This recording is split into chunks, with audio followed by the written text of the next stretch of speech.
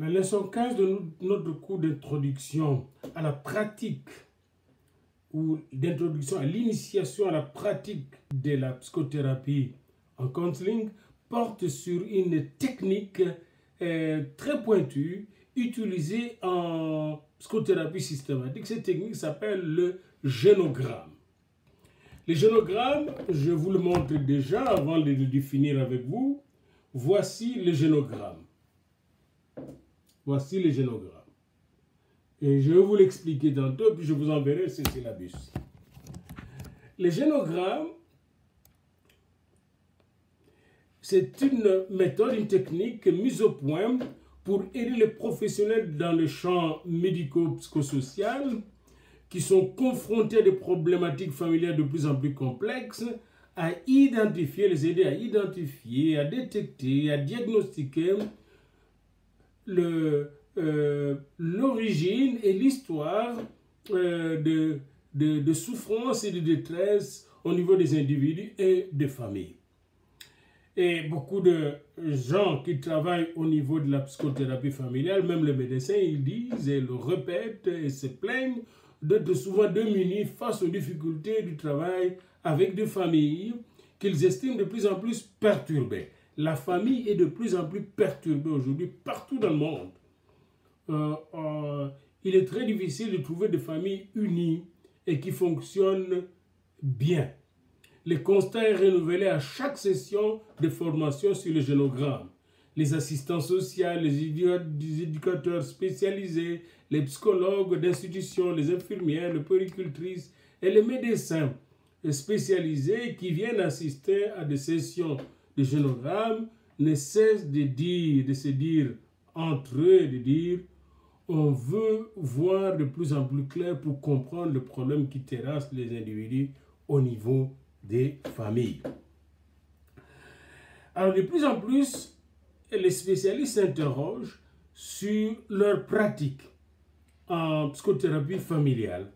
Ils veulent mieux évaluer les situations de maltraitance infantile. Par exemple, pourquoi certains enfants sont très maltraités dans leur famille. Et quand on vous pose la question pourquoi il y a des enfants qu'on traite de sorciers, puis on les amène chez des charlatans, et ces enfants-là sont vraiment maltraités. Pourquoi? De plus en plus dans la ville de Kinshasa comme à Lubumbashi et un peu partout dans le monde.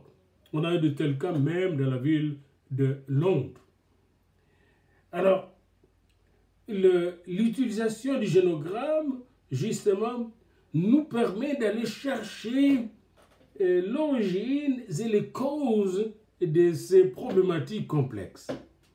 C'est pour répondre à de telles questions que le génogramme a été adapté à l'évaluation des problématiques familiales, notamment au cours des réunions de synthèse qui réunissent le professionnel du champ médico-psychosocial. Parce que n'oubliez pas que la psychothérapie fait partie de ce champ médico-psychosocial. Le génogramme est à l'origine un outil thérapeutique, c'est-à-dire un outil pour prendre soin. Vous faites de la psychothérapie parce que vous prenez soin. Vous prenez soin de gens en détresse. Alors le génogramme est à l'origine un outil thérapeutique, c'est-à-dire un outil pour prendre soin. Créé par les systémiciens américains dans les années 70, il fut introduit en France en 1980 et en Afrique, il est plus utilisé par les anthropologues, alors que c'est un outil aussi utile au niveau psychothérapeutique. Et vous aurez un syllabus qui va vous aider vous-même à commencer à maîtriser cet outil pour l'exploiter au niveau psychothérapeutique. Alors, Evelyne Lemaire-Arnaud écrit à propos du génogramme ce qui suit. Le génogramme est une représentation graphique d'une famille. Partant de cette définition, c'est-à-dire le génogramme, c'est une représentation graphique d'une famille. Notez bien cette définition. Qu'est-ce qu'un génogramme? C'est une représentation graphique d'une famille. Partant de cette définition synthétique, j'ajouterai que le génogramme offre une lecture transgénérationnelle de l'histoire familiale dont il associe les éléments généalogiques, les événements importants et les relations les plus marquantes. Je reprends. Partant de cette définition, c'est dit que le génogramme est une représentation graphique de la famille. J'ajoute que le génogramme offre une lecture transgénérationnelle d'une génération à l'autre de l'histoire d'une famille dont il associe les éléments généalogiques, les événements importants et les relations les plus marquantes. Utilisé en évaluation, le génogramme apporte un effet de distanciation en réalisant une projection du ressenti subjectif de l'intervenant qui présente les cas. Je reprends cela. Quand vous arrivez à évaluer après avoir écouté une personne et que vous introduisez l'usage du génogramme, le génogramme vous permet de prendre distance. Vous prenez distance vis-à-vis de ce que vous avez écouté face au discours de l'intervenant, face au discours plutôt de l'analysant, et vous réalisez une projection du ressenti de ce que le sujet ressent, du ressenti subjectif de la personne qui est en train de vous consulter. Je reviens au génogramme et je donne encore la définition de Lemaire-Arnaud. Un génogramme est tout simplement une représentation graphique de la famille. Plus détaillé, le génogramme est une représentation graphique qui offre une lecture transgénérationnelle de l'histoire familiale, dont il associe les éléments généalogiques, les événements importants, les relations les plus marquantes. Et vous allez le voir sur les graphiques. Vous avez l'histoire transgénérationnelle d'une génération à l'autre d'une famille, et vous allez découvrir les éléments généalogiques, les événements importants de cette famille, par exemple le deuil, le grand deuil, les accidents, les banqueroutes de cette famille, et les gens qui ont été contaminés de sida dans cette famille, de VIH, et qui en sont morts. Eh bien, tous ces événements marquants et les ruptures de relations, les divorces, etc., qui ont marqué cette famille, tous ces événements deviennent significatifs dans la situation de l'individu qui vous consulte. La projection sur un support papier du ressenti subjectif du sujet qui transmet les informations du génogramme que vous avez permet de porter un regard distancié sur les éléments transférentiels en jeu. Nous allons voir, c'est-à-dire qu'est-ce que l'individu est en train de transférer comme souffrance inconsciente dans son génogramme. Le cadre.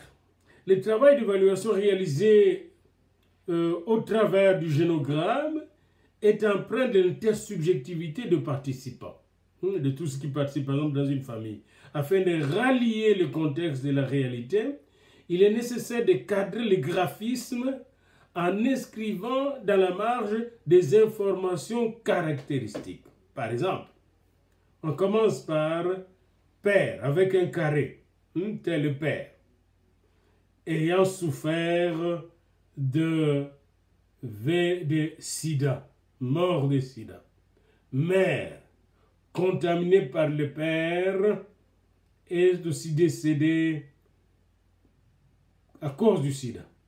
Puis on descend les enfants et on retrouve les mêmes problèmes qui terrassent les clients qui vous visitent.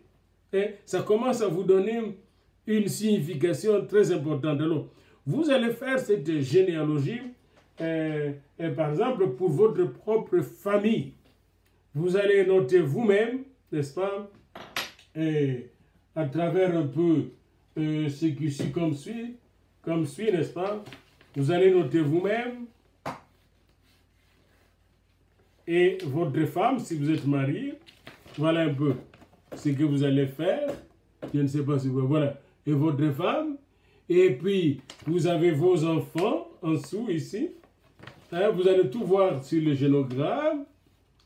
Et puis vous allez noter les éléments significatifs et tout est expliqué sur votre syllabus. Comment vous allez noter, vous me poserez les questions là-dessus. La convention graphique. La convention graphique est l'ensemble des symboles que vous allez avoir utilisés pour tracer le génogramme. Celle que j'emploie sur votre syllabus est inspirée de conventions élaborées par les systémiciens, les psychothérapeutes systémiciens. Je me suis appliqué à l'adapter plus particulièrement à l'évaluation des problématiques familiales dans le travail psychothérapeutique. Le génogramme est inscrit dans un cadre qui comporte le nom du personnage autour duquel est centrée l'évaluation et la date de la réunion du travail. Il est profitable de faire aussi l'effort d'inscrire dès le commencement la question de l'évaluation et de réserver un espace pour écrire en fin de travail les conclusions de votre synthèse. Ce cadre, qui est le génogramme, constitue en quelque sorte l'ancrage dans le réel d'un graphisme qui est le produit de l'intersubjectivité du participant.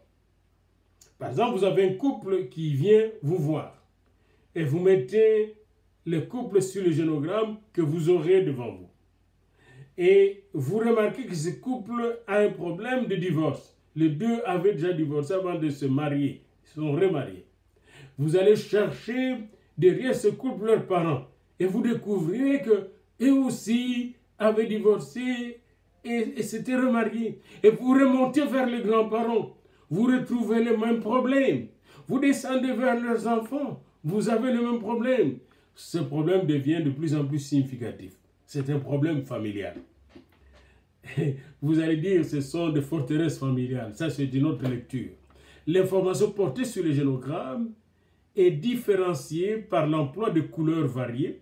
Vous avez choisi des problèmes, par exemple, problème de divorce, problème de VIH, et tout ça. Vous mettez de différentes couleurs. Divorce en bleu, VIH en rouge, etc. Chaque problème, vous mettez une couleur sur le génogramme. L'information portée sur le génogramme vous permet de comprendre justement les causes familiales de problèmes de vos clients. Les signes de dysfonctionnement sont indiqués en rouge, souvent. Et enfin, un second faisceau de traits plus fin est utilisé pour représenter les relations les plus caractéristiques de la famille étudiée. En bleu, les relations perçues par le groupe de travail comme appartenant aux ressources de la famille, et en rouge, les relations repérées comme particulièrement agissantes sur les dysfonctionnements, etc. Et les critères du choix de la couleur sont orientés par la discussion intersubjective. Donc, vous avez une équipe de psychothérapeutes et vous choisissez le couleur qu'il faut utiliser pour tel ou tel problème.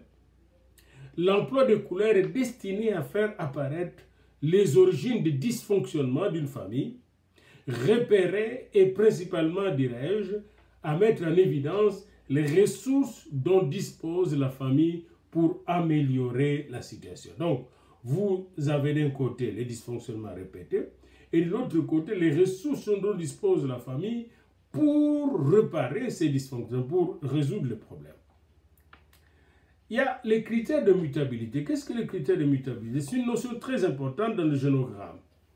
Les critères de mutabilité et comme, enfin, les règles qui déterminent la réalisation, fait partie des règles qui déterminent la réalisation du graphisme et pour que le graphisme ne soit pas figé, puisque le génogramme est un outil qui se transforme en permanence en fonction de son inscription dans le temps, de l'enrichissement des concepts nouveaux et de l'évolution personnelle de ses utilisateurs. Donc le génogramme est très dynamique. Ces paramètres déterminent ce que j'appelle le style du génogramme. Le génogramme est mutable. Le génogramme est dynamique. Il y a les critères de lisibilité. Les critères de lisibilité est essentiel et très important. Il est essentiel de parvenir à ne pas surcharger les tracés qu'en fait le génogramme, sous peine d'aboutir à la production d'un fatras de gribouillis totalement illisibles. Il faut que le génogramme soit lisible. Il est donc nécessaire d'effectuer un choix des informations qui paraissent les plus porteuses de sens, tout en sachant que le choix reste subjectif. L'usage de couleurs sert notamment à accentuer la différenciation des niveaux d'information. Et c'est très important. Il y a le dynamisme de l'outil qu'il faut garder et entretenir. Qui n'a jamais vu un collègue piquer du nez lors d'une réunion de synthèse? Il faut bien le reconnaître. Parfois, les synthèses sont un peu rébarbatives, voire tantinées, sporifiques. Et vous allez voir, parfois, on vous donne des synthèses en psychothérapie, mais c'est comme des répétitions. Puis, il est important d'aller vers le génogramme, de revisiter le génogramme pour voir la pertinence des informations qu'on a enregistrées. Selon M. Lemaire, les génogrammes que nous établissons sans commentaire a parfois des effets plus dynamiques que les plus belles interprétations verbales. Parfois, il faut tout simplement établir le génogramme avec des signes qui montrent divorce, maladie, mort de maladie, etc. Et ces choses parlent mieux que le commentaire que vous allez faire. Autrement dit, évitez de projeter dans votre génogramme vos propres préjugés. Comment exploiter les génogrammes? Le génogramme permet de porter simultanément une série d'éclairages différents sur l'image transmise de la famille dans l'ici et maintenant de la synthèse. Je vais à présent évoquer tour à tour ces divers moyens d'exploitation. Il y a la lecture synchronique de l'ensemble d'informations. Le mode d'appréhension classique de l'information par un intervenant est le plus souvent diachronique. Les informations sont traitées à la suite les unes des autres, dans l'ordre de lecture des textes, rapport au dossier qui en constitue ordinairement les sources.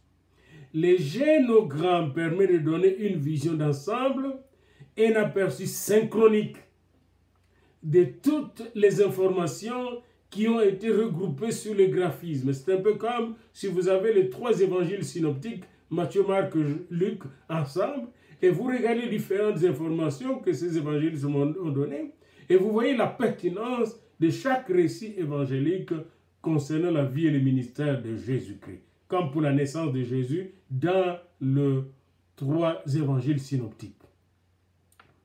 Dans son livre Aïe, mes aïeux, où elle accorde, Madame le maire accorde une part importante au génogramme, Anne Asselin écrit ce qui suit.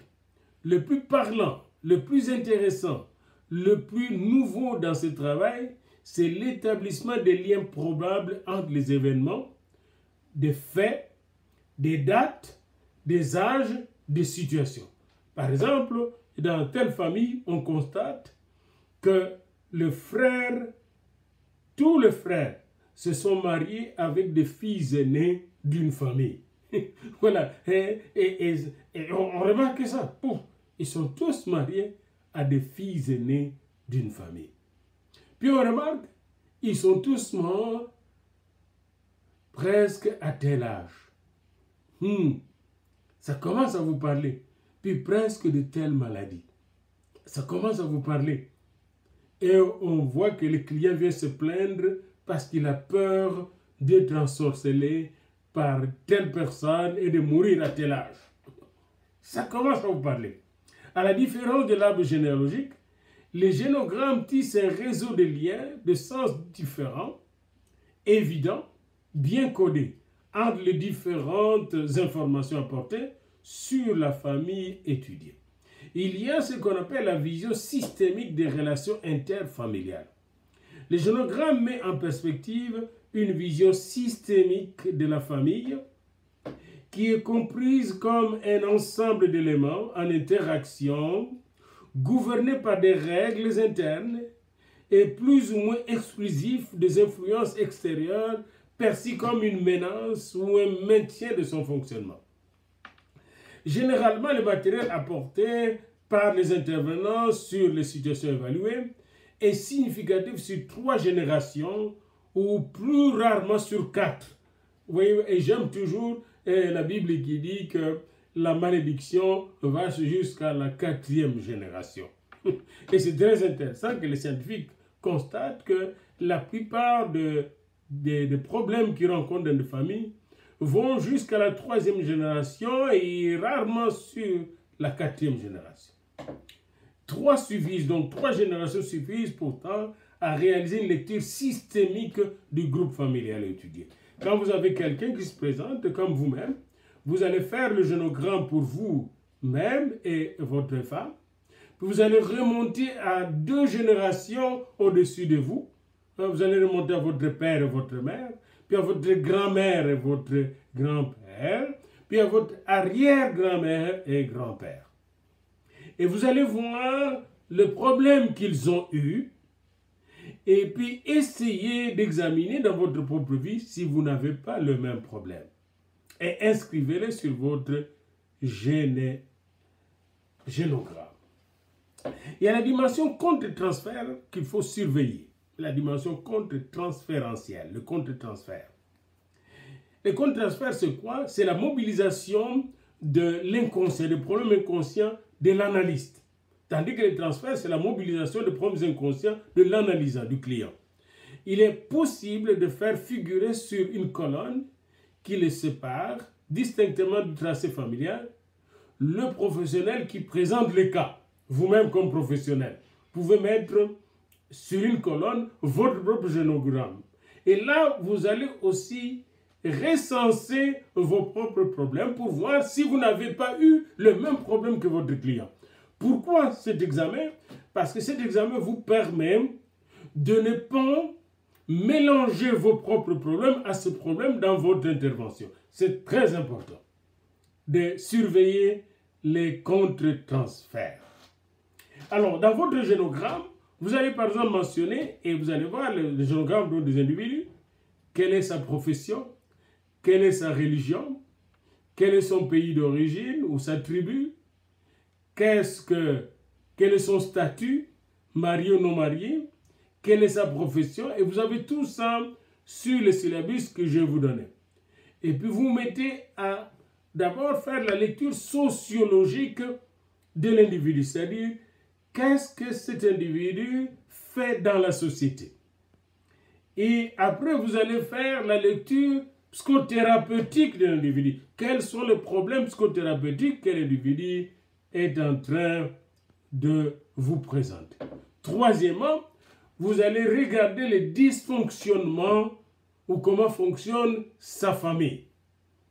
Et là, vous allez repérer les problèmes qui se répètent d'une génération à l'autre. Et vous allez prendre en compte même les histoires dans lesquelles la famille se raconte, même les mythes ou les légendes de cette famille. Et puis vous allez repérer justement les causes profondes des problèmes de cet individu qui sont aussi des causes profondes d'autres individus qui l'ont précédé dans sa famille. En Occident, quand ils font le génogramme, ils analysent souvent ce qu'on appelle les cryptes et les fantômes familiales.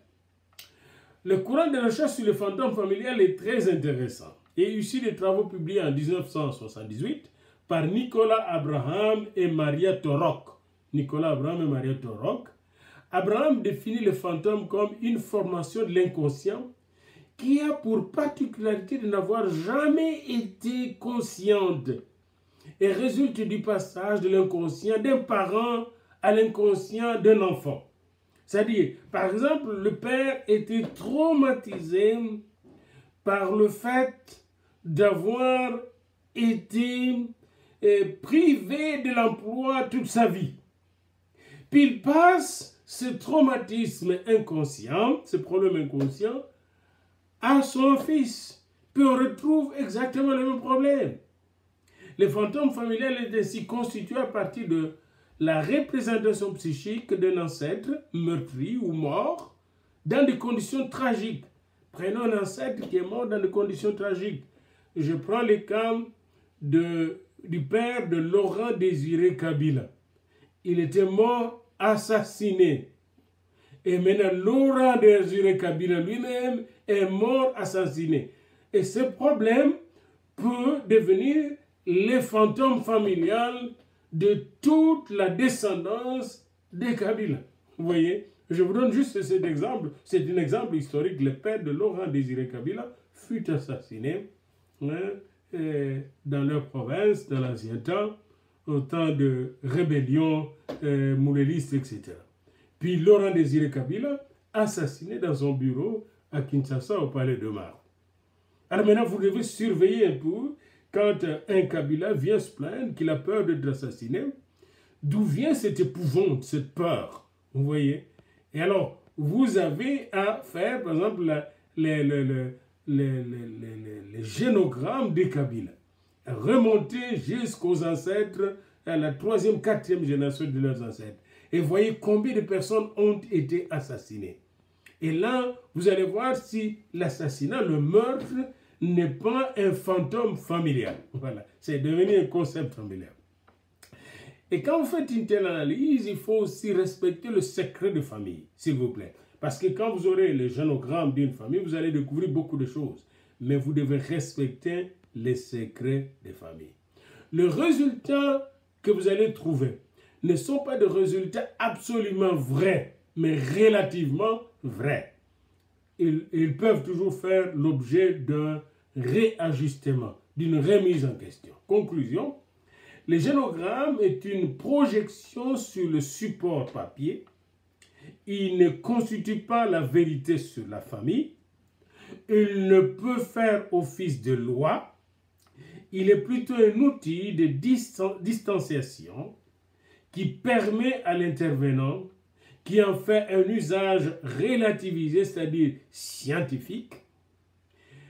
Il peut donc permettre à l'intervenant, qui en fait un usage relativisé, d'améliorer la quantité de son travail d'évaluation du problème des clients, en se dégageant de la fascination du dysfonctionnement ou de la détresse, et en repérant ses propres mécanismes contre-transférentiels, la mobilisation de son corps, de son inconscient, il va le mettre entre parenthèses, en s'appliquant à concentrer son action sur l'exploitation des ressources du système familial. Telle détresse de mon client, est-ce que c'est une détresse qui vient de la famille? Dans les cadres de la sorcellerie, on parle souvent de la sorcellerie familiale. Et j'aurai le temps de vous en parler quand on parlait de ce qu'on appelle le kundu de Manok, les poches de Manok.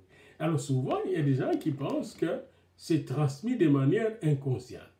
Eh bien, allez dans les génogrammes et vous allez voir dans les génogrammes combien de gens ont été accusés de sorcellerie dans cette famille. Cela va vous permettre d'avoir une information relativement objective, au lieu d'avoir une interprétation subjective. Alors ici, je vous donne juste cet outil qui est le génogramme. Je vous envoie un syllabus que vous devez lire avant d'écouter cet enseignement. Et après avoir écouté, vous allez établir votre propre génogramme et vous me l'enverrez. Le génogramme de votre famille jusqu'à la 4e génération avant vous. Que Dieu vous bénisse dans cette enquête.